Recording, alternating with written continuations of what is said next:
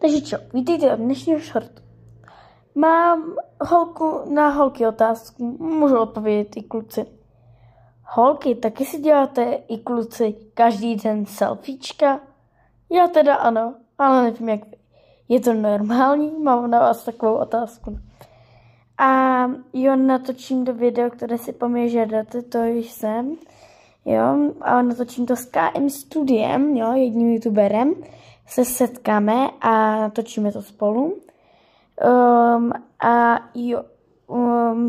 Budeme totiž spolu, nebo on už jakože starší jak já. A my se právě že známe, protože jsme jakože kamarádi.